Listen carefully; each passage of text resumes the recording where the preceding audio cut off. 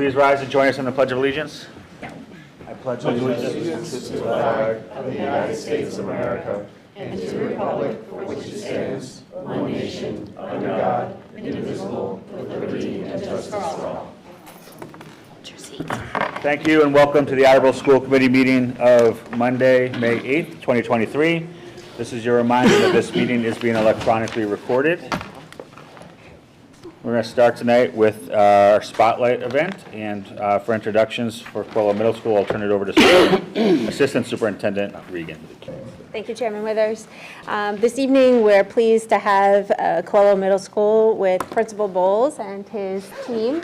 They're going to be sharing Open SciEd and the process that the students engage in for inquiry into learning more about in-depth science topics, and also project-based learning and all of the different ways that they are given hands-on opportunities throughout each unit. So with that, I'm going to hand it over to Principal Bowles. Good evening, everyone. I just want to thank the school committee, Attleboro Public School Committee, for giving us this opportunity. It's always great to showcase the great work that the district is doing, and specifically down here in Attleboro Public Schools. But I promise you, this is not about me, it's about the students, so I'm going to limit my time up here. Before I turn it over to Mrs. Labossiere and the students, Madison, Vinny, and Essie, who are here to speak to you, I just want to say from my standpoint and the building standpoint, Open SciEd, what is brought to Coelho Middle School in the district, words cannot even express the gratitude we have for this program being in the school.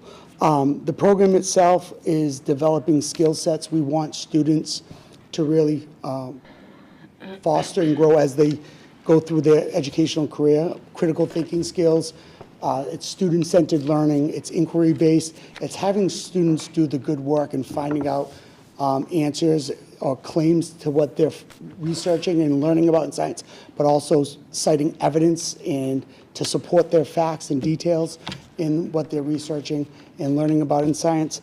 The other great part of this program is that it transcends the other curriculums across the board. When the kids are talking about things in science, and when they make a claim in Mrs. Labossiere's room, she asks the questions, well, give me some details behind that. Support your statement. And that transcends into their writing, that goes into their history when they're researching in the civics projects as 8th graders, in math when they give an answer. They have to give the evidence behind their claim, which is one of the great parts of this program. The other part of this program is the partnership that we developed with Boston College and Open SciEd. The professional development has been outstanding. The collaboration opportunities have been wonderful. Kelly actually had the opportunity to present at one of these forums up at the DCU Center in Worcester, which other communities had come, and Kelly leading the charge up there, which we're very proud of, when we always can send an Attleboro public school teacher up there to showcase the great work that's always been done here in the district. And then the last part of it, which I'm really most proud of, it's student-centered. It's driven by the students. It's student discussion, student inquiry, students finding the answers instead of how you and I may have learned, where the teacher just told you what it was and you had to accept it and kind of move on. And I remember my 8th grade science class, I never knew the rhyme or reason to where we got to the answer, I just knew the answer. And I think this approach to science is the best approach to science. So, you know, I love the work that Mrs. Regan and Mr. Sawyer have done to support this type of program. It's been 11 years now since I've come to the district, and I remember sitting with Mr. Stores at PTO meetings, and one of the biggest concerns that we had was about the science program, how we want to talk about science and how we want to get kids involved in science. So I'm really happy with this Open SciEd program. I've seen the teachers embrace it, along with Mrs. Simpkins, our coach. The kids have embraced it, so I love the fact that we're going to continue this next year and the year after. So without further ado, I'd like to welcome Mrs. Labossiere and our wonderful students up to the stage, I should say the table, to talk about Open SciEd.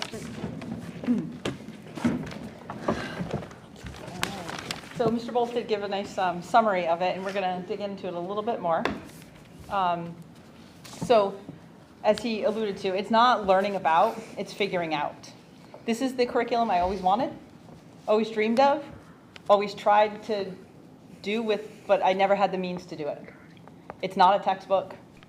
It's a lot of materials and a lot of discussion based. And like I said, I just have never had the means here in Attleboro, and this is my 25th year, so I've never had the means to really do this. So I jumped at the chance to do this. This is how science should be taught, how I was taught how to teach science, where I'm not the holder of the information anymore. I always tried not to be, but it was hard to not be the holder of the information. Now it's the kids figuring stuff out. And the structures that are in place really do foster that. Every unit has a predictable path, which is nice. The kids understand the protocols and routines that we go through, and they're starting to catch on now that some of them did it in 6th, more of them in 7th, and next year that's all we will teach in our 3rd year of rolling this program out. And it's good that there's these routines. We have our anchoring phenomenon. Each of us will talk a little bit more about all of these, but it's this not a straight line path. It's this kind of curved path that takes us through some experiences that get us to that knowledge. So there's, like I said, there's a bunch of them there, but we're going to kind of hit upon some of the most important ones. The first one, every unit starts with an anchoring phenomenon routine, where it allows 2 things to happen. One is everybody in the room gets the same shared experience. So no matter what your background is, everybody gets the same shared experience. We've talked about, have you ever had a cell phone break?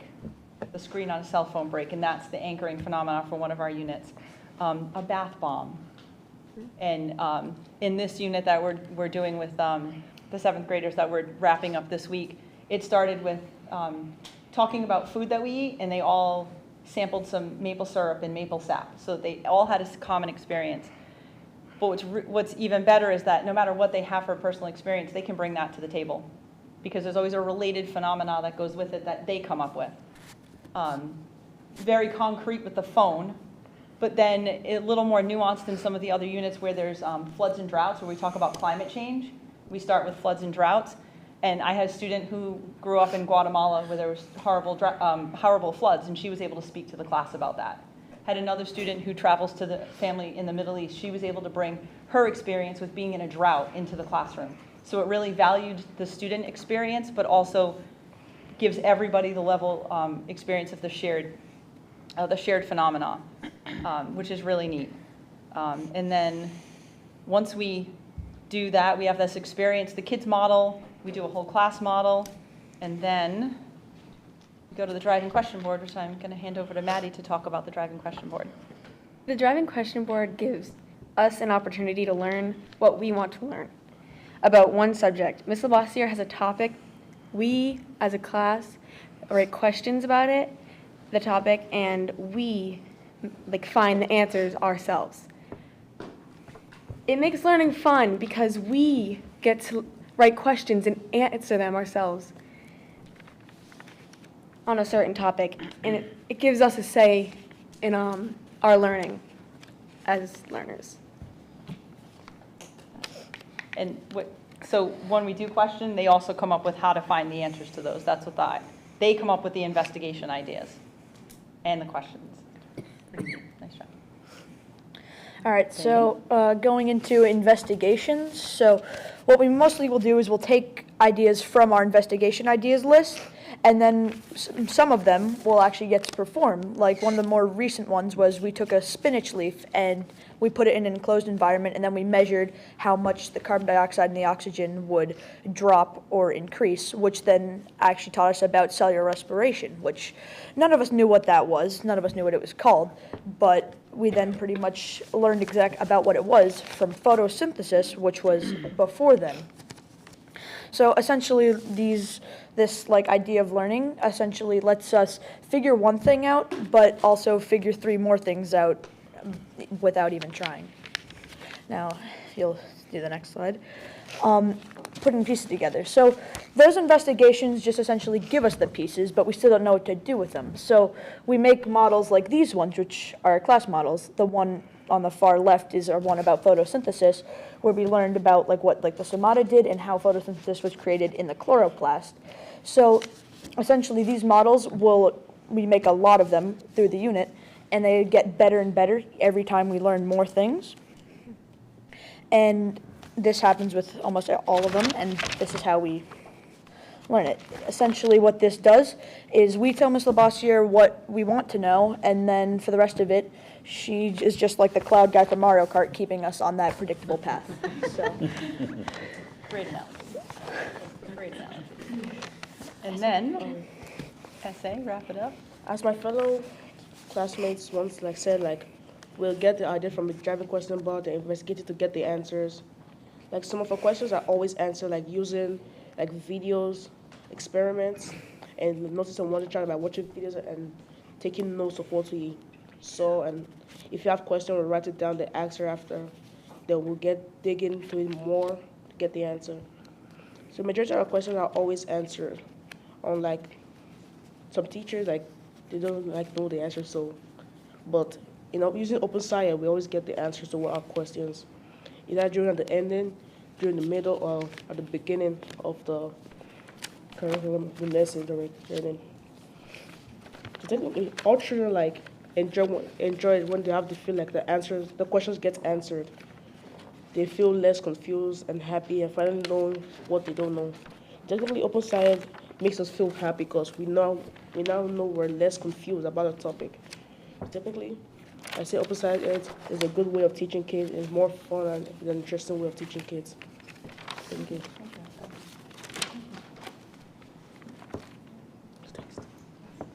Yes.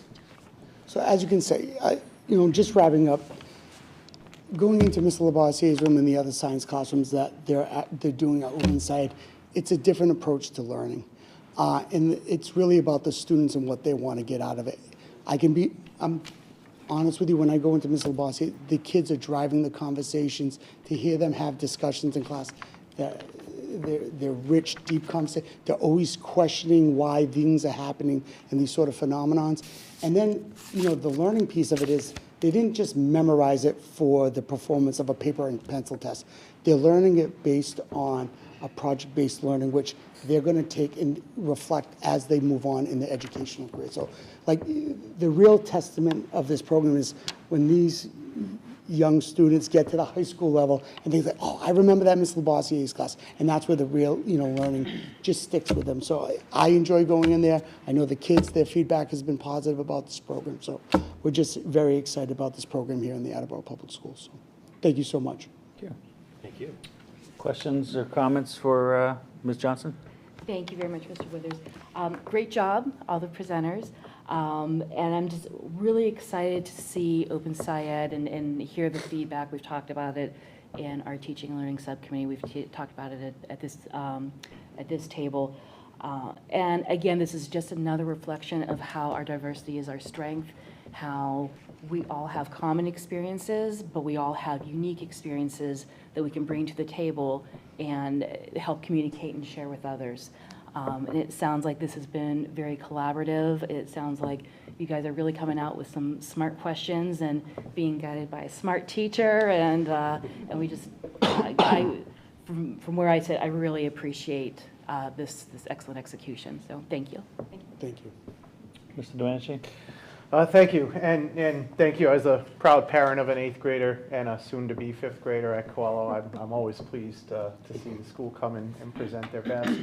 I still go back to when I was a part of the visionary sessions when we were first building the high school, and it really wasn't about designing the high school then. It was really more about designing how we want learning to take place, not just in the high school, but throughout the district. And we've modeled our 5-year plans to align with that.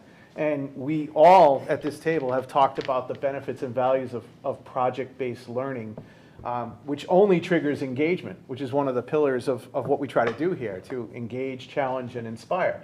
So we try to find the curriculum. DESE, sets the curriculum, but we try to find the best programs to execute on that curriculum.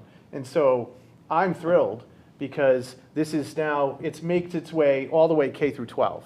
And so with scores, and I understand we can talk about the best ways to assess, how well a child is performing. But when you have engaged students in a topic, it stands to reason that you're going to see improvement in scores as you go along. So, and I'm sure as we continue to use this program, we'll be able to build that data to really show that this is a program worth pursuing, worth expanding, because we'll have the evidence-based data to back up and support this. So job well done, and thank you, and I hope you continue to grow out the program. Thank you.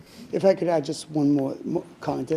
I think it's the approach to real-world applications, and the kids can use it every single day.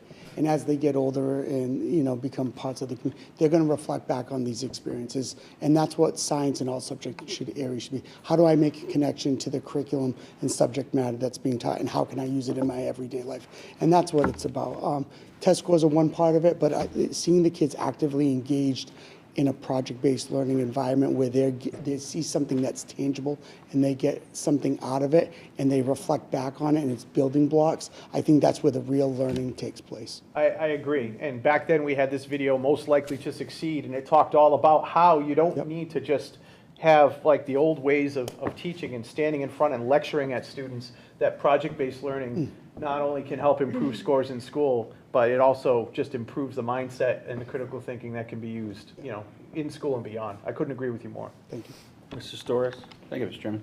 First, to our presenters, you guys did an amazing job, you know, to come to this committee in front of all these adults and to speak as well as you guys did. Great job. So, good job there. I want to say a program like this I love because it's not just learning the material, as was always done in the past, but it's all those other skills that people don't think about that, you know, children need to learn so that they can function in society later, like the teamwork and working in groups. All of that kind of stuff is all part of this. And then being able to put the children kind of in charge of the process, that's just amazing. So great job again, and I'm glad to see that this is working. Mr. Storrs, you brought up a great point. It's the teamwork when they're working in their groups.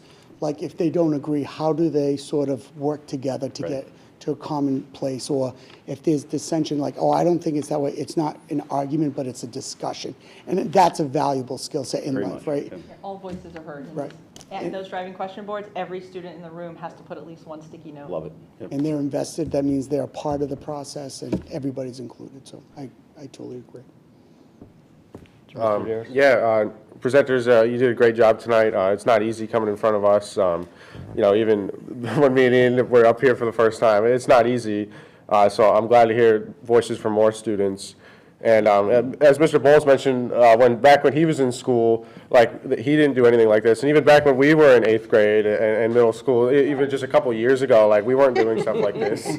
So it's great to see the new ways of learning that the schools are starting to develop, and it's showing that the future of Attleboro Public Schools is looking brighter and brighter. Yeah, so, you know, echo everything. Great job. And to the presenters, you know, well done, students. You guys did a great job. You should be very proud. You did a great job presenting in front of us, in front of an audience that's full today, and really made your case well on why this is a important educational tool for Attleboro. So thank you all three of you, and to the administration as well. Thanks. Thank you. Good job.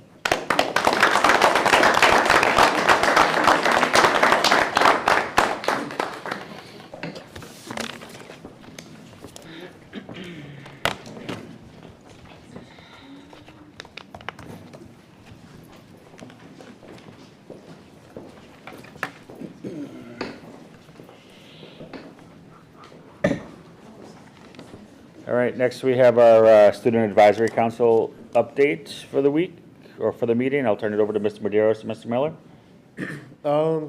We were just we're working a lot on the senior spotlight for the next meeting, but we also just really want to say how much we've enjoyed our time here, and how it's really just been interesting to see how everything works and actually get like an in-person perspective on how everything goes down. And it's just been a really good experience for both of us. Yeah, and I think it's valuable having a couple of student voices here whenever topics come up, because I know that you all have expressed your appreciation for our perspective on different things, and yeah, we've really enjoyed our time here, and we're excited for the presentation next week, and then the new students that'll be coming next year. We look forward to the Spotlight event in a couple of weeks. That's always a highlight of the year, so glad to do it again, and thank you both. You've done a great job, and I appreciate your chiming in in our meetings as well. So thank you. I have to say, this year, above board, I think we've had more interaction and involvement from the two of you than we've had in years past. So I hope for the next couple that step up and anybody listening going forward, I hope they continue that trend. Ms. Sawyer? Scott took the words right out of my mouth. I appreciate it. Thank you, guys. Thank you. All right, Mr. Sawyer, your report, you're up. Thank you, Chairman. I have two brief updates for the committee tonight. One, I just wanted to circle back on the career fair that we held at Attleboro High School last week. As we told you, we were making an attempt to work on those vacancies that have been plaguing us. And again, we're not alone. It's a national phenomenon. But the city also has vacancy issues as well. So we worked together on this, and we're happy to report that we had 60 people in attendance, which is pretty impressive for an event of this size. And because it was both city and schools, we ended up screening 30 potential employees. The administration met with them, learned a bit about them, and we'll be following up by recommending they be looked at for specific jobs based on those screening processes. So we're hopeful that even if we get only a couple of employees out of that effort, it will have been well worth it, and something that we look forward to doing again. And we have surveys that we took so that we'll be able to look at maybe what we can do better. But very excited that this was an attempt that went well in terms of our efforts to get the best people working in the district. Thank you. And then last thing for me tonight, many of you may be aware that we had an issue at the Hebronville Mill apartment complex. 50 or more units are compromised there, and that means that we have around 20 students, we're still working on getting the exact number nailed down, who are impacted by the fact that that building is going to need to be renovated. There's some structural issues, and so all these families are being displaced for a renovation that's going to take up to 2 years to complete. So this is a pretty major impact on some of our students. We are working with various agencies. They are trying to place them, but it's our job to make sure that their education is not interrupted as a result of this inconvenience. And we want to especially thank Representative Hawkins for all the work he's done to keep us informed and helped us to put us in contact with the right people so that these students that are our students will have the best services that we can provide them going through what's going to be a difficult time. That concludes my report. Thank you. Minutes from our April 24th, 2023 meeting. Minutes were circulated with your materials. I'll entertain a motion to approve. So moved. Second. Any edits, questions? All in favor? Aye. Motion passes. Consent agenda tonight, 2 items. Motion to accept a donation in the amount of $618 from Gifts and Things, Inc. fundraiser to the Skills USA. Motion to approve a day field trip proposal for the grade 8 Brennan students to attend Canopy Lake Park on June 12th, 2023. So moved. Second. Any discussion? All in favor? Aye. Subcommittee report tonight, policy and personnel. Mr. Storrs. Thank you, Mr. Chairman. The subcommittee met on May 1st. We looked at, we started off the meeting talking about policy FF, which is the naming of facilities. We just had a discussion about it. In recent years, we've had some people come to us, a graduated student a few years later may have passed, things of that nature, and they want to do something to memorialize the person. But we have a policy, FFA, memorials, which indicates, memorials in schools, the educational learning environment is not the right place for memorials of that nature. We also have policy FF, which is the naming of buildings and areas within buildings, which we're sitting in one right now. This room is named after one of the former school committee members who served for 14 years, Mrs. Ito. We felt that the policy that we have, both policies, they're appropriate. We had a discussion about it. We didn't think that the memorial should change. We feel that it's important to not have memorial after memorial after memorial going up in different areas. We felt that was important.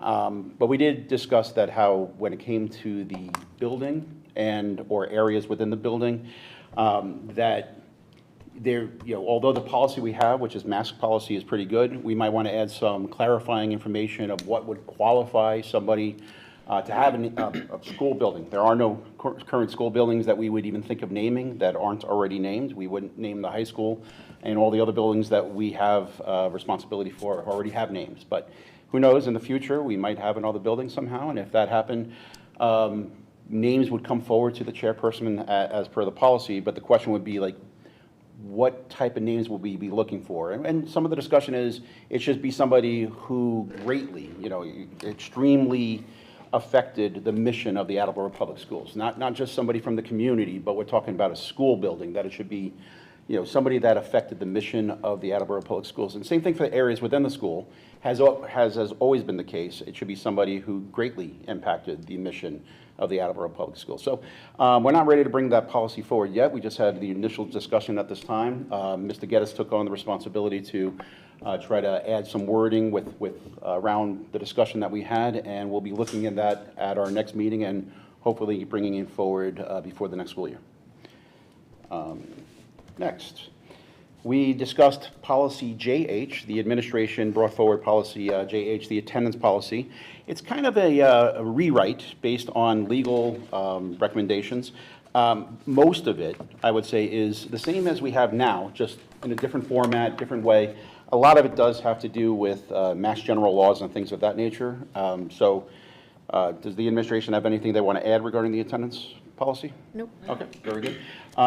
The policy was voted out of subcommittee unanimously, and all the members received it. So I will put that right up to discussion. So we had a motion and a second to bring it to the full committee for discussion. So I will put that on the table for discussion, or bring it forward for discussion. Anybody have anything to discuss regarding policy JH, the attendance policy? I was just curious, because sometimes it's hard to tell what the edits may or may not have been. Is it the policy as currently written, or no. what were the updates made? So could you highlight some of it? Yeah, the way I would say it is, a lot of the information that's in this policy is the same information that was already there. There's some differences here and there. But through legal counsel, it was kind of almost a rewrite. Complete rewrite. Yeah, it's like a complete rewrite, but a lot of the same information is a way to say it. So if you were to compare this to our existing policy, it would look very different. But you would see a lot of the same wording, and a lot of the same intent is still there. And a big part of it is back in November, there was a change to the law that talks about how suspensions and in school and out school is something we should not be looking to do immediately. It's by law that you have to look at other ways to address those types of issues with students. And I think some of that legal wording got into this policy. Good way to put it? The Mass General law for attendance is included in this now. I don't believe it was included in our previous one. And then also our school's attorney actually came and presented to our full administrative team a couple of months back, and they presented the attendance improvement plans and different processes just to make sure that we were following everything exactly as written in the law. And so this just reflects all of that. So everything that was presented in the presentation is what we were doing. This just more clearly defines it. And I think it's also important to note that our policy JH wasn't mask policy to begin with. So the fact that we're still not aligned with mask, it's not a change. We weren't aligned before. We're not going to be aligned now if we approve this as is. Any other questions or discussion? Yes, please. I know it's a little preemptive, but are we expecting MASC to publish more policy that's in line with Mass General laws, or are we expecting to keep this one? From what I understand, there's nothing that we know of right now. What they did back in November was significant. It was a change in by law in the way discipline is handled, and that's affected many things through our policies. But there's nothing that I know that is going through the State House right now that should affect this policy as it is. Oh, I meant more mass specific. They're not updating that policy, and we should expect their changes again. They may, but this policy as it's written is what we do, and that's the way it's always been with this one policy. We do our best to align with masks where we can. Every time that we're having our policy meetings, that's kind of like our starting point is what does mask have compared to what we have? Can we get more aligned? And we align wherever we can. I'd say at least 90% of our policies are probably aligned with masks. Yeah. This happens to be one of the ones that was not aligned, nor would it be aligned now. Thank you. Yes. I do have one question, and it pertains to around, I guess, the definition of repetitive or chronic absence. And I say this because I've had a couple of constituents bring up an issue where my child has been out sick. I call the doctor, we talk it through, but the doctor's like, no, you don't need to come in and see the child, but the child might be out for a couple of days. How does that fall within the policy? Because my understanding, at least from these parents, is that they were marked as unexcused because they couldn't get a doctor's note, but the doctor failed to see them. So how do we work through that scenario? I do know that there is a requirement after a certain number of days that you do need the doctor's note for it to be an excused absent. Am I speaking in school on that one? Because I can't tell how many days that might be, and, It's 5. I know that's actually in the handbook update, which we'll be discussing in a moment. There's some information that's also in our handbook that, in the high school handbook that we're also updating too in terms of days. And so the letters that are sent home, and really the reason why we're having families send in the medical notes is because we want to ensure that the students, are being seen if they need to be seen for any health concerns that they have, but then also because we want to make sure that the students are here, and that's probably the most important thing, especially when Michael Joyce, our attorney, came and met with us. He talked specifically about how not being in school significantly impacts a student's learning and their success in school over time. And so having that conversation with families is what's important. And so in terms of the difference between excused absences and unexcused absences, when everything gets sent to the Department of Ed, they're just absences. There's no defining line between whether it's excused or unexcused. They're just absences. And so for here, in terms of how we report that and how we make decisions based upon that, that's something that we're doing at the high school. And so we're still looking at that, and we'll be able to bring that information forward in August. Okay, and I mean, again, I'm not challenging the notion of a doctor's note. If somebody's been out for an extensive amount of time, I think that's reasonable. But again, there's this kind of, I don't know, if there's this kind of little gap in place where, maybe I'm out, maybe the child's out 3 days, the doctor's like, no reason to bring them in because of, all the other stuff going on. And, if there's bugs going on, you don't need to bring them in. These are the symptoms. They're diagnosed. They're going to be out a few days. Mm-hmm. Sometimes doctors won't write the note. Right. So I guess if the parent is willing to work with the whatever administration it is that reasonable cause then to be, excused, or, maybe it's unexcused, but there needs to be a communication stating, in the end, one over the other doesn't really matter in the eyes of DESE. It's simply absences.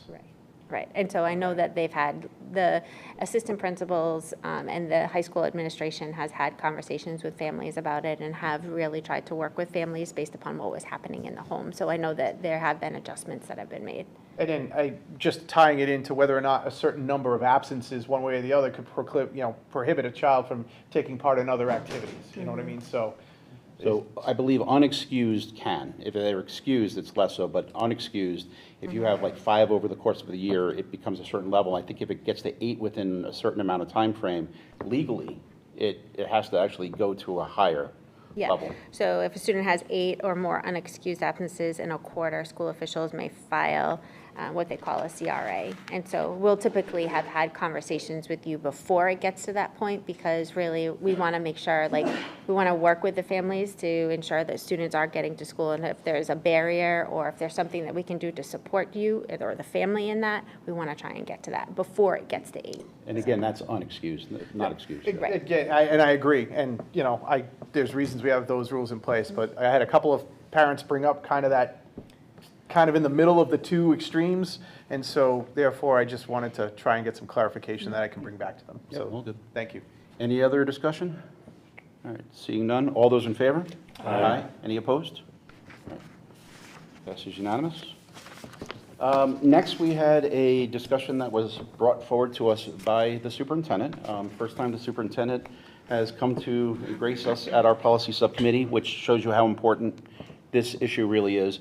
And our students sitting here with us will, I'm sure they'll be able to attest to this. This has to do with cell phone usage within schools, the cell phone policy, whether we should have a policy, how cell phones can be and very much at times are a disruption within the classroom environment, and how we can try to do things to minimize that is a good way to put it. We're not ready to bring forward a policy yet. The superintendent did share the PowerPoint presentation that was shared with all the members through the email. And if you looked at that, you saw that there were a lot of things going on. You know, all the data numbers, all the numbers driving, you know, how many times people, students especially, but how many times they check their phone or they do this or they do that. And just having that phone in their vicinity, you know, how psychologically it actually affects students and adults as well. But it was quite eye-opening, at least for myself, and quite interesting. But the next steps would be that the superintendent is going to, you know, have discussions with staff members, students, parents, before he would bring forward a policy. If you guys want to, do you guys feel that the cell phone is something that you've seen be disruptive?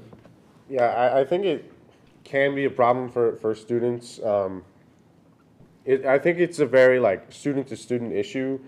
Like some people can control themselves, you know, have no problem paying attention in class, not going on their phone, while their students don't have that self-control there for a variety of reasons. So I think it is something to look at. And that's where we're at. We're going to look at it, and you know, the thing is, we understand that many parents rely on their child having that phone and being able to contact them for a variety of reasons, especially after school. You know, even younger students, we even discussed how, you know, 3rd and 4th graders, you know, nowadays are starting to have cell phones like a lot more. And it's less of a disruptive problem there than it would be, of course, at the high school. But this is all part of the bigger discussion that has to take place. So, you know, so the superintendent's going to do his discussion groups and then bring it back to us, you know, later in the year. Any questions regarding that discussion? All right, great, thank you. And then the last item is our handbooks. So this is our annual edits to the handbooks. I'm going to just go through the memo that was provided by the chairman regarding the changes to the handbooks, and then have a discussion about one of the items. So again, as we were discussing before, there was a change to the law back in November regarding discipline. So there was some wording that regarding Mass General Law 7137H and 3/4 is being replaced by the newer language. We added in information regarding the APS app for communication purposes. Updates on illness requirements. We updated a link regarding the charger replacement for the Chromebooks. As we just discussed, policy JH and approved, that language is being added, the new language is being added to the handbooks. For the elementary school handbooks, there's some more wording regarding dismissals, edits to dismissals, vision and hearing screening information, but this is all very standard stuff. In the middle schools and high school, there's some admin updates. For example, our deans are no longer deans. They now have a different title, so those kind of things are going to be reflected within the student handbooks.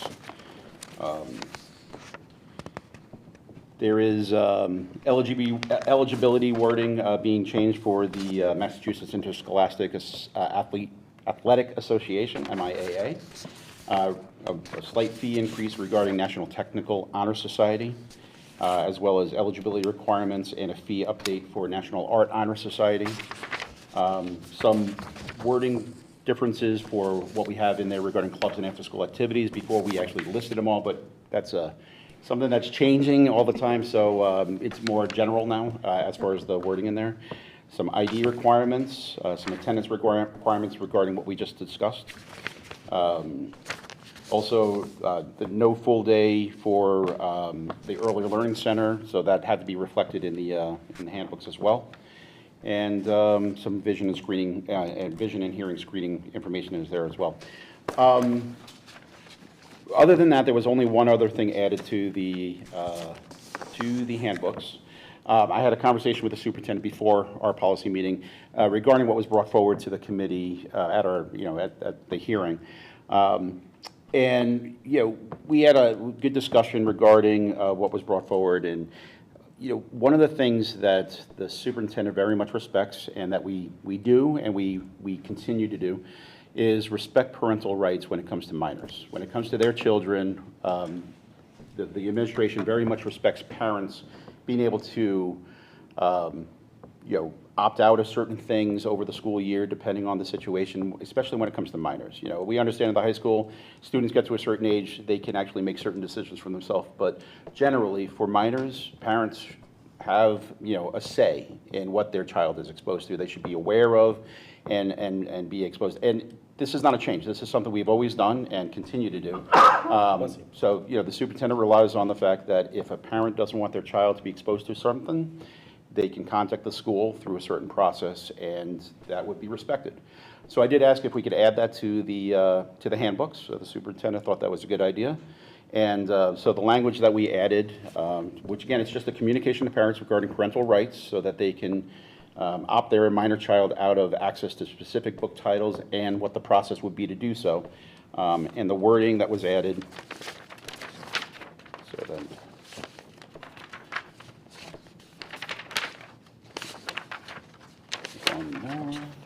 there it is. Parents/guardians who wish to restrict the access of their students to specific titles through the school library should contact the school librarian. For elementary and middle school, it would be principal. And a full listing of each school's collection is available for review on our school websites. So that's the language we're looking to add. And again, it's not a change of anything that we're not already doing. It's just a communication to parents that they have the ability to do this. All right? So that's the listing of the school's collection, that's every book that's in the every book is in the library? For each level. Yeah. Very good. Is there any discussion regarding the handbook changes? This was voted out of subcommittee at a vote of 3-1. All right. So again, this was voted out 3-1. I'm going to put it up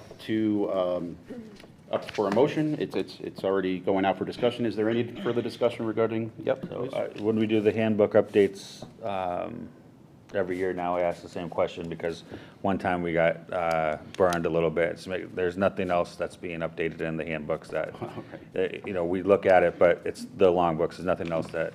Not that I know of. Okay. Right. All right. Thank you. Good question. Thank you. Any other discussion? All right. All those in favor? Aye. Any opposed? All right, very good. Passes unanimously. And we're going to be having a special meeting in the August timeframe before the school starts to take care of some issues that we're still looking at, including some of the discussions that we just had. And that concludes my report. I mean, you're taking June and July off? Something like that, maybe. Thank you, Mr. Storrs. Welcome. All right, that concludes our subcommittee reports for tonight. We'll start our open forum. Is there anyone who would like to come forward and address the committee at open forum tonight?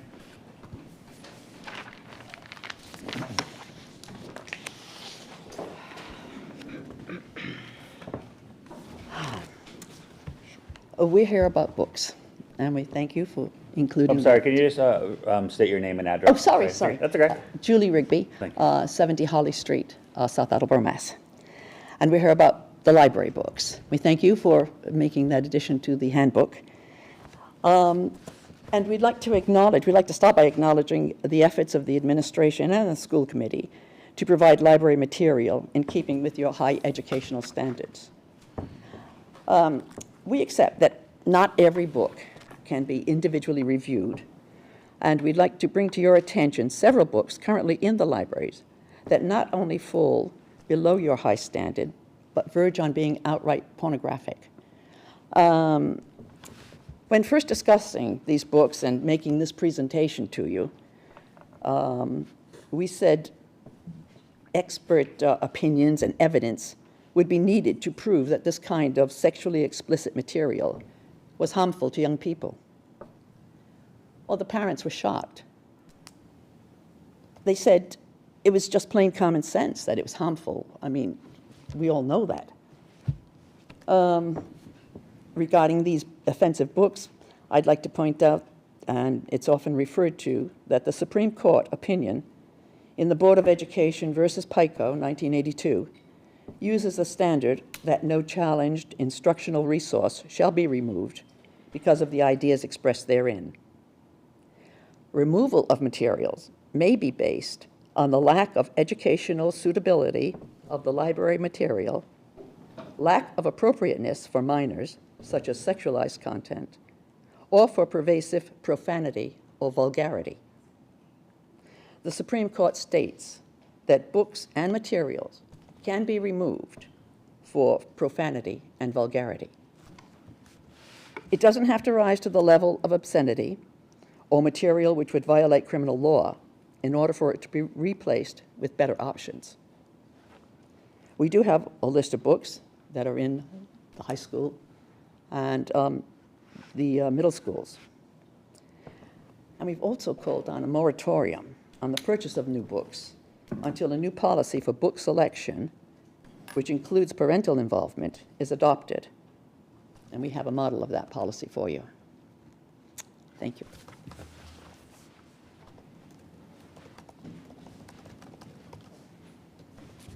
Thank you.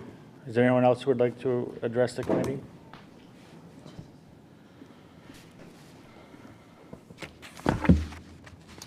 So my name's Jessica Payan. I'm a resident 9 Althea Street. I have students in 6th grade, 8th grade, and 10th grade in Attleboro Public Schools. I'm going to read some, well, before I get to that, I do also want to express my appreciation for not only hearing us last meeting, but meeting with us frequently in discussions that we've been able to have, and the mutual respect that I feel like we've been able to partner with administration and the school committee to try to make sure that the safety and well-being of our students as a whole are met.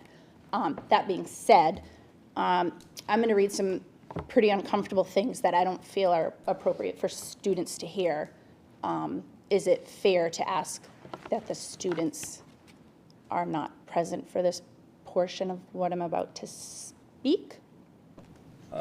I'm not entirely So sure. there are some books in the high school and in the middle school that we've been able to get our hands on, and also students have been able to check out, that are available for all students to read. They're extremely inappropriate. They shouldn't be available for students to read, but unfortunately they are, and I would like to share that with the committee, but I don't feel comfortable sharing that with you guys. For respect of your own selves. How old are the two of you? 18. 18. All right, so it'd be their decision. So it's I mean, I guess it's, yeah. it's their So it's decision whatever to you vote. guys are comfortable with, I guess, right? Okay. Okay, so, so one of my children is a student at Coelho, and he was able to check out, there are 3 books at Coelho Middle School that I'm aware of, that are available to the 5th through 8th graders, 10 to 14-year-olds. One of them he was able to check out with the librarian, but his teacher, thankfully, pulled him aside and let him know that it wasn't appropriate for him to check out. They wanted to find out more information about it. So that book is called The Kite Runner. It's by, I don't know how to pronounce it, but Khaled Hosseini. And That was a movie, right? it was turned into a movie, yes. Okay. Yes, it was. So I'm just going to read a couple of excerpts. So on page 6, he handed his cigarette to the guy next to him, made a circle with the thumb and index finger on one hand, poked the middle finger of his other hand through the circle, poked it in and out, in and out. I knew your mother. Did you know that? I knew her real good. I took her from behind by that creek over there. What a tight little sugary C-U-N-T she had. The soldier was saying, shaking hands with the others, grinning. Page 161, the general, ever the Pashtun, never made any queries. Doing so meant alluding to a sexual act between his daughter and a man, even if the man in question had been married to her for over 4 years. There are more, but I'm going to continue. So I have with me physically a book called Me and Earl and the Dying Girl, which is a novel by Jesse Andrews, and this book was checked out by a student at Attleboro Public High School. I'm sorry, at the high school? At the high school, yes. Sorry. It's okay. Huh? By a freshman, yes, by a freshman. So, yeah, Earl, I'm going to eat her pussy. Do you even know how to eat a pussy? Papa Gaines never sat you down, said, son, one day you're going to have to eat pussy. No, he did teach me how to eat a butthole. I would teach you some pussy eating technique, but it's a little complicated. I would need some diagrams and whatnot. Son, I don't have time for that. I got like 20 pussies over here that I need to eat. I'm on a pussy deadline. You've got 20 vaginas all lined up in a row. No one's talking about vaginas. Gret, what the hell is wrong with you? I'm talking about pussy. I got a little honey, a little Heinz 57, and a whole lot of pussy. Some Grey Poupon up on this. Then there's more in this book, but I'm going to continue. So another book at the high school. The title is called Push by Sapphire. We didn't have any students. Students were not able to check this one out at the moment, but this one is difficult to read because the way that it's written is very bizarre. So this one is horrible. But so he on me, then he reach over to Precious, start with his finger between her legs. I say, Car, what you doing? He say, shut your big ass up. This is good for her. Then he get off me, take off her Pampers, and try to stick his thing in Precious. You what trip me out is it almost can go in Precious? I think she's some kind of freak baby then. I say, stop, Carl, stop. I want him on me. I never wanted him to hurt her. I didn't want him doing anything to her. I wanted my man for myself. Sex me up, not my child.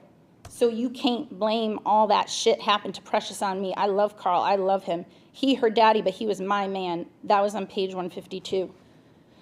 On page 72 of this book, I don't fucks boys, but I'm pregnant. My father fuck me, and she know it. She kicked me in my head when I'm pregnant. I think my daddy. He stink, the white shit drip off his dick. Lick it, lick it. I hate that. But then I feel the hot sauce, hot cha-cha feeling when he be fucking me. I get so confused. I hate him, but my pussy be poppin'. He say that, Biff, mama, your pussy is poppin'. I hate myself when I feel good. Another one from this book, page 127. My clit swell up, think daddy. Daddy sick me, disgust me, but still he sex me up. I nauseous in my stomach, but hot tight in my twat, and I think I want it back. The smell of the bedroom, the hurt. He slapped my face till it sting in my ears. Sing separate songs from each other, call me names, pump my pussy in, out, in, out. Oh, I come, he bite me hard, a hump, he slam his hips into me hard. I scream pain, he come, he slap my thighs. Like cowboys do, horses on TV, shiver, orgasm in me, his body shaking. Grab me, call me fat mama, big hole, you love it, say you love it. I want to say I don't. I want to say I'm a child, but my pussy popping like grease in frying pan. He's slamming me again, his dick soft. He starts sucking my titties. So that one's also from the high school. That's available to all high school students to read and check out whenever they want. The last one I'm going to read is called Let's Talk About It. This is available to high school students ages 14 to 18. It promotes casual sex with multiple partners. It gives instruction on masturbation and sexual activity. It teaches about kinks and promotes pornography. This is chock full of experts, pages and pages and pages. I'm not going to get into all of this. We are going to share all this information with the committee members afterwards, but there are pornographic visuals including in it. On page 16, it sounds dumb, I know, and I mean, like, obviously I know it's sex when a penis goes inside a vagina, but what about all the other stuff, like oral sex or hand jobs and fingering? Do things count as sex, or are they, I don't know, their own subcategory? What if you're rubbing someone's junk through their pants and they get off, but you never actually touch their skin? Is that sex or not? And what about kinky people? Who do these things that are totally sexual, but it's not like sex, like spanking or being tied up with ropes and dangled from the ceiling? How is this appropriate for our children? Page 64. The illustrations on this page depict 4 individuals nude in several poses. The woman at the top left corner of the page is in a 3/4 view, standing with her arms out to the side and one leg lifted behind her. The man depicted in the upper left corner is in an upright seated position. The man illustrated in the middle left of the page is laying back and his penis and scrotum in full view.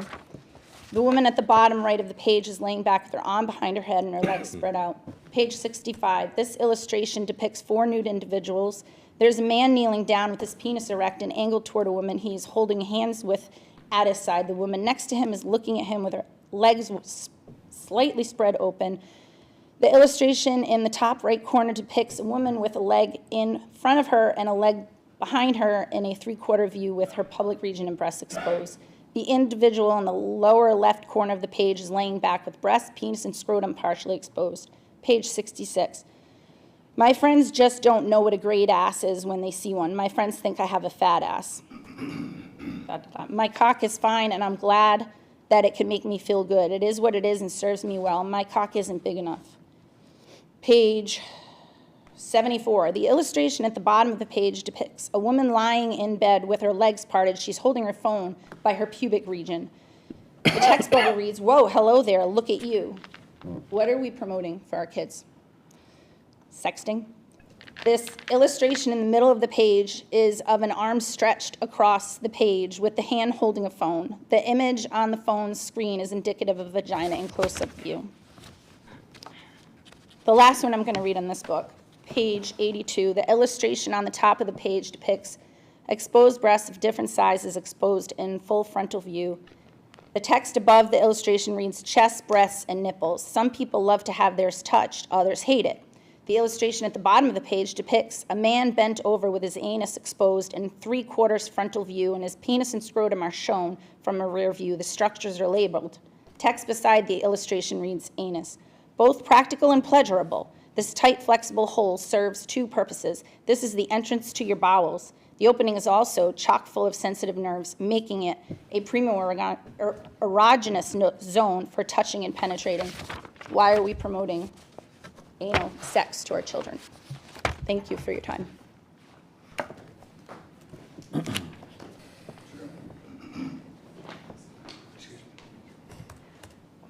First and foremost, I want to thank everybody on this committee for the work you do. I hope you don't think it's not noticed. It is. I'm sorry, can you just give your name and address, please?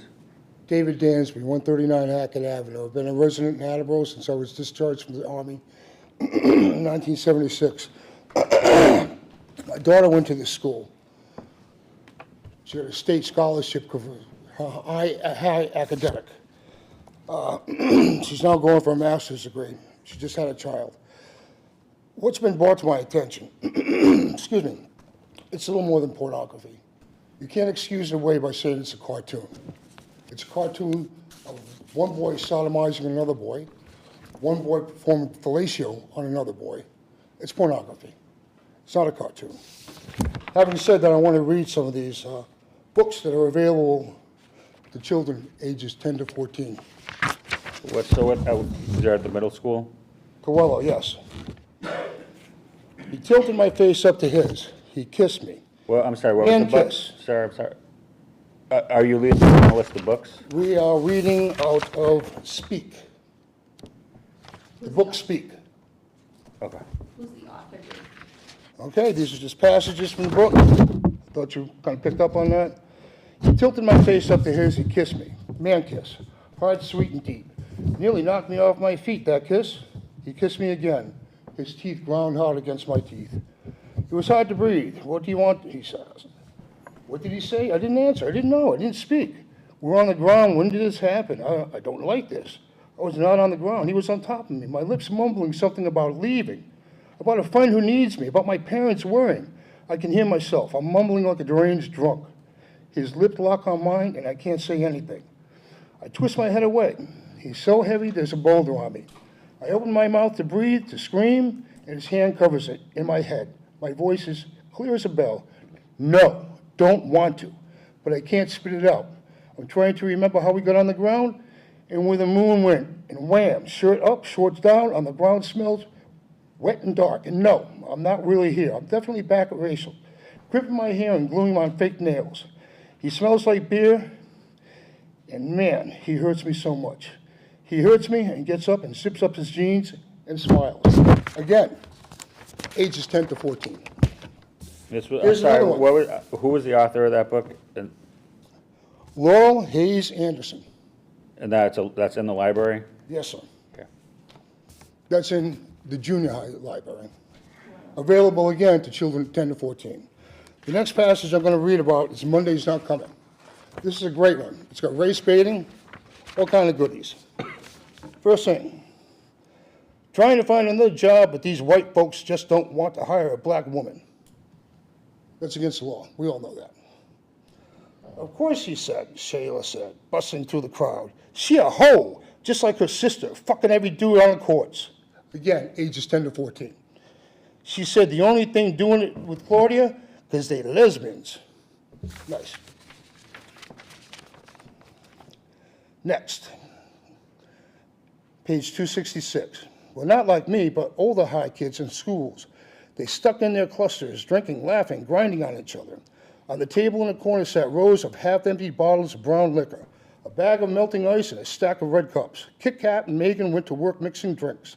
They giggled the way Monday and I used to, which made me only want to drink more to erase those memories. Again, ages 10 to 14. Thank you. Is there anyone else who'd like to address the committee?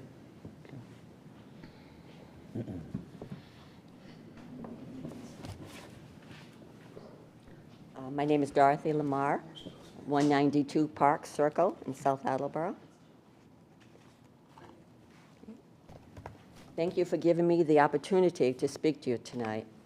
I'll be reading excerpts from the American College of Pediatricians, a report from June 2016, and it's about the impact of pornography on children. Pornography exposure for children and adolescents has become almost commonplace and pervasive throughout modern American society. Research, however, is only beginning to see its impact on children, adolescents, and adults. Pornography exposure at a young age often results in anxiety for the child. Children also feel disgust, shock, embarrassment, anger, fear, and sadness after viewing pornography. These children can also suffer all the symptoms of anxiety and depression. They may become obsessed with acting out adult sexual acts that they have seen, and this can be very disruptive and disturbing to the child's peers who witness or who are victimized by this behavior. Children under 12 years old who have viewed pornography are statistically more likely to sexually assault their peers. So children exposed to pornographic material are at risk for a broad range of maladaptive behaviors and psychopathology. The use of pornography can ultimately result in violent and sexually aggressive attitudes towards women. Men who consume pornography are more likely to adopt the rape myth ideology, which is that women cause rape or actually enjoy rape or sexual assault. There is strong evidence that exposure to violent pornography is associated with sexually aggressive behaviors in both adolescent and adult males. Pornography can reinforce the concept of physical domination of the man over the woman and can increase aggressive and violent behavior against women. As pornography becomes more accepted in a society, that society becomes more hypersexualized. A recent primary research article in JAMA Psychiatry shows that pornography consumption is associated with decreased brain volume, and high consumption is associated with downregulation of the brain's response to erotic material.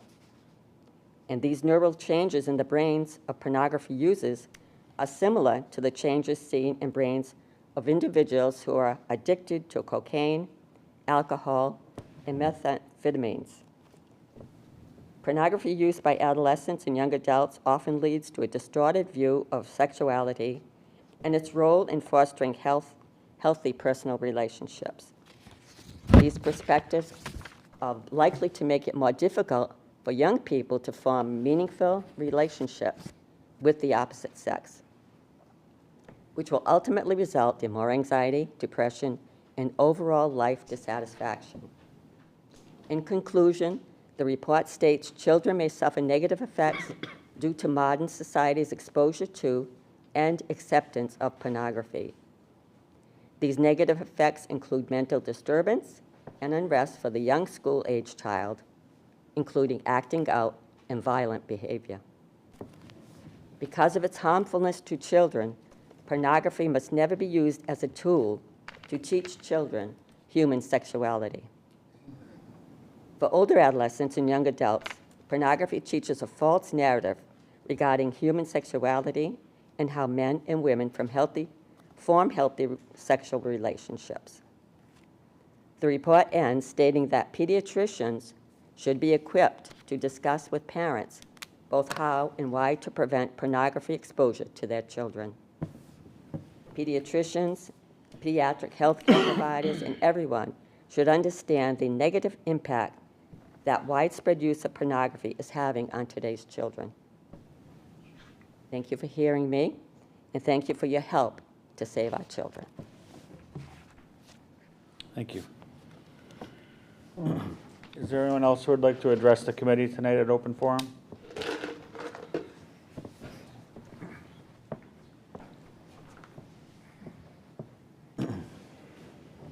Hi, my name is Anthony Marine at 500 Mendon Road, Attleboro, Mass. And okay, you know, as adults, we're charged with protecting the children, and you know, I'm just going to read a quick quote from the Bible. Don't have to take my word from it, but it says, "It would be better for him if a millstone was hung around his neck and he were cast into the sea, than that he should cause one of these little ones to stumble." So the first book I'll be reading some excerpts from is called Sold by Patricia McCormick, and this is the book that was taken out by a freshman in Attleboro. So this is at Attleboro High School Library? Being taught in a class at Attleboro? High library, yeah. And by the way, I assume they could take this digitally also, which might even be more open. Okay, so the excerpt is going to be, "Men, come, they crush my bones with their weight.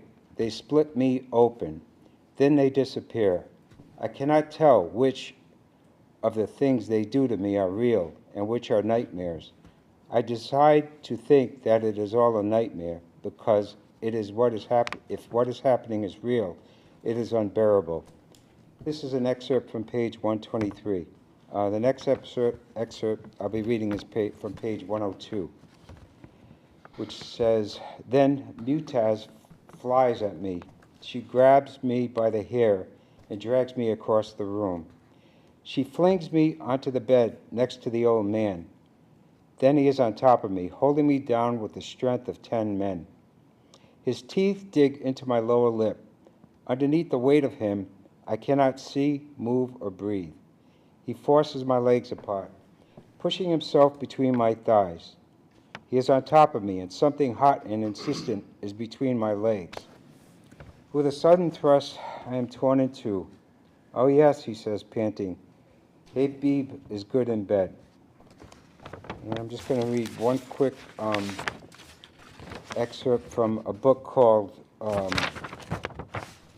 this book is Gay by Juno Dawson.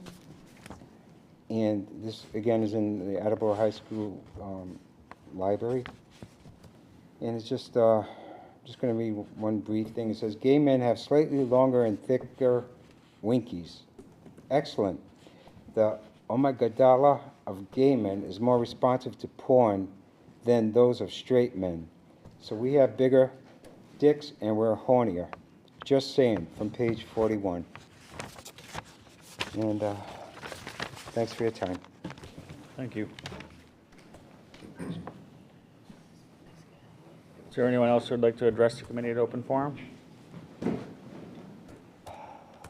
Mike Wagner, 65 Benefit Street. This book is called Lucky. It's by Alice Sebold. It's available at the high school here, and it's currently checked out. I'm just going to read an excerpt from page 11. "He kicked me and I curled into a ball. I want a blowjob. He held his dick in his hand. I've never done it before. I said, I'm a virgin. Put it in your mouth. I kneeled before him. Can I put my bra back on? I wanted my clothes. I saw his thighs before me, the way they belled out from the knee, the thick muscles and the small black hairs, and his flaccid dick. He grabbed my head. Put it in your mouth and suck, he said. Like a straw, I said. Yeah, like a straw. I took it in my hand. It was small, hot, clammy. It throbbed involuntarily at my touch. He shoved my head forward and I put it in. It touched my tongue. The taste like dirty rubber or burnt hair. I sucked in hard, not like that, he said, and brought my head away. Don't you know how to suck a dick? No, I told you, I said. I've never done this before. Bitch, he said, his penis still limp. He held it with 2 fingers and peed on me, just a little bit. Acrid, wet, on my nose and lips. The smell of him, the fruity, heady, nauseating smell clung to my skin. So, this book, it's about a rape survivor, and that should be talked about, and it needs to be talked about. I remember when I was in school, we discussed it, but not like this. Okay, this imagery really cheapens and distracts from the message. Thank you. Anyone else who would like to address the committee tonight at open forum?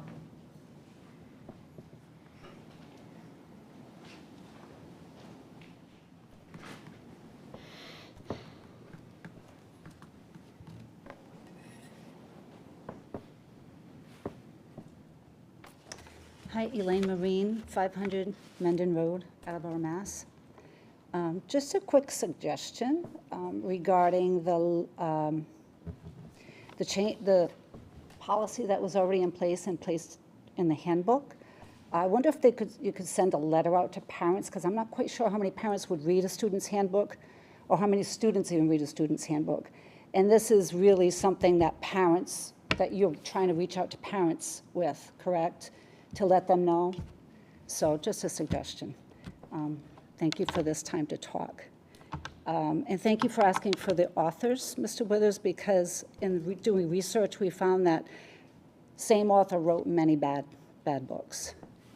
This is excerpts from What Girls Are Made Of by Ilana K. Arnold.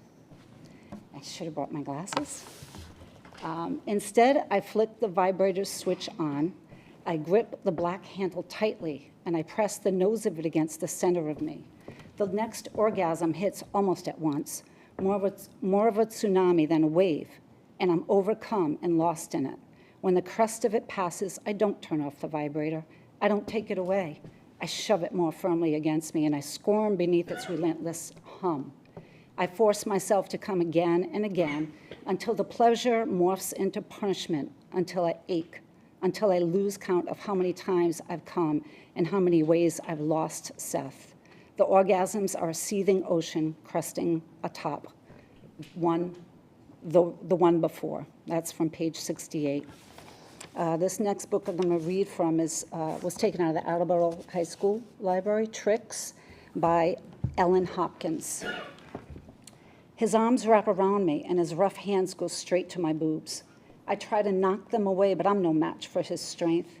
You like it rough, because I'm just the guy to give it to you that way. No extra charge. He's on me, yanking my hair, pushing me to my knees. He flips me over. You're even prettier from behind. Know that? I hear his zipper lower. It's the loudest sound ever. He yanks down my shorts in a single motion. He is on me, in me, humiliating me in every possible way, right here on the kitchen floor. As promised, he's rough, biting, pounding, shredding, ripping. Please. The word bounces off him, ping-pongs weakly in my ears. Trying to fight him only fuels him. I've been sold. And just who would sell me? The answer is all too obvious. Iris, my mother. And as he finishes, all sticky and stinking and revolting. That's from page 323. This next one is, he's down to his skivvies. I should have changed, this is the same book. I should have charged more. He's built like a effing bull. Holy crap, dude. I don't know. What's wrong, kid? Never done it with a real man before? His voice falls, cold and heavy as hail. He pushes me to my knees, comes around in front of me. I open the foil pouch, remove the thin latex protection. You ever seen a rod like Dan's? Ramrod like Dan's? I shake my head as I roll the condom down over it. No, of course you haven't. Let's see just how good you are. I close my eyes, fight not to gag on the taste of the lubricant, trying not to choke on his thrusts against my throat. Dan decides he's done. He pulls me to my feet, moves behind me, drapes my back with his chest. He pushes me towards the bed, urges me face down. Down go my boxers. Oh my, what a sweet little bottom. I brace and he pauses. Do you think it'll hurt? Oh yes, I'm afraid it might. After Dan, nothing else will do. An odd blend of fear and excitement. For some effed up reason, I'm excited. I can't want this. Adrenaline, firecrackers through my body. You make Dan happy now, here? Pain. Oh, nothing has ever hurt like this. I tense, beg him to stop, but he doesn't stop, doesn't slow. Can't take it, can't. Through the rhythmic pain, pressure, pressure deep. Oh, nothing has ever felt so good. Exquisite, exquisite. No, I won't. No matter what, I won't. This isn't me. But I do. And when I do, it's over the top. I just want to finish by saying we can turn the ship around for Attleboro. We can turn the ship around. Thank you. Is there anyone else who'd like to address the committee at open forum tonight?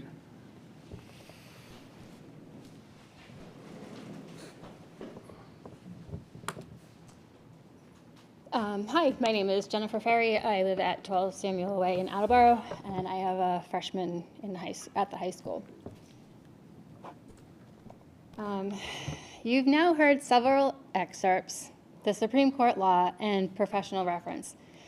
We can only conclude that these books being in the hands of your children, our children, is as shocking to you as it was to us. And I will email you guys all the excerpts and information provided. I can do that tomorrow if you would like. So while researching information for this meeting, we could not find one document or reference that said early sex exposure was healthy for children. Yet we can give you many pages of expert research saying this information is harmful to children. It's important for schools and parents to work together toward a common goal of providing the best educational experience for each child. Access to literature not only supports educational objectives, but when children are provided with materials they enjoy reading, we set them up to be lifelong learners. The need for a wide variety of materials includes books that both support curriculum and the unique interests of a diverse group of children. This is vital for a child's vested interest in learning.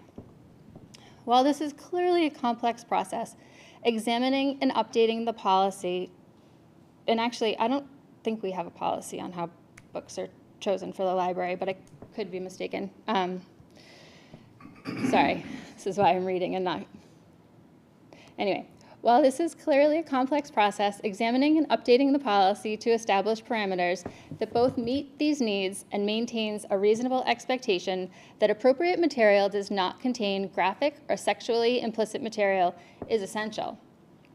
The goal is not to overly limit, block, or ban books to children, but rather provide access to developmentally appropriate content. Any parent who chooses to expand the access of sexual, mature, or other material to their child is free to do so without judgment. We understand there may still be material that challenge or conflict with individual family beliefs or exceed thresholds. However, parents should feel reasonably confident that every book in the school library be vetted under such guidelines. As parents and community members, we ask that these books be removed from circulation until a reasonable vetting process is established, and these books go through that process. We have also called for a moratorium on the purchase of new books until a new policy for book selection is adopted. Thank you very much for your time. Thank you. Is there anyone else who'd like to address the committee at open forum tonight? Okay, I will close open forum. Thank you to all the committee members who came to speak. Any new business or other items tonight? Seeing none, I'll entertain a motion to adjourn. So moved. Second? Second. All in favor? Aye.